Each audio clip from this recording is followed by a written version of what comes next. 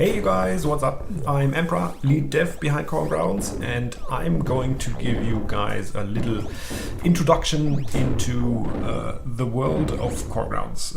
In this video, I'm going to show you how to manage your waves properly, your minion waves, and to use those to your advantage.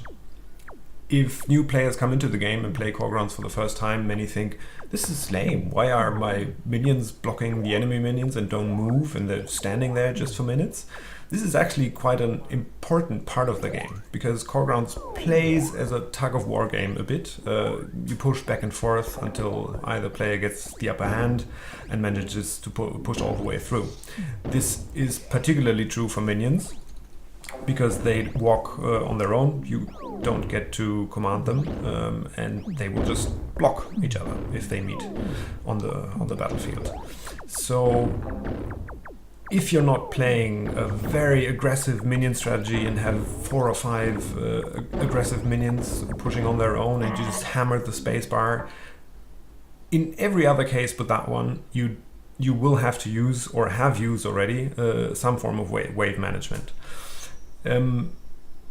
It basically begins in the pick phase, where the choice of units you make already also influences your wave management. If you go and pick 3 tanks, that will play a lot differently than if you pick 3 shooting minions, for example, because shooting minions on their own will advance the wave by killing the enemy units in front of them, while tanks will just stand there and basically wait to be killed and push towards your core. So it begins with the choice of unit, really. Once you're in game, the spawn timing and the order in which you spawn units influences the wave as well. So, for example, if you just push the spacebar all the time and spawn anything you have, chances are that your opponent will be able to use that to his advantage. For example, if you have your towers standing in the back defensively and the enemy units never reach your towers, they don't get any experience. They get farmed by your minions maybe, and that might not be something you want. So sometimes it makes sense to let the enemy come to you. If that gains you an advantage.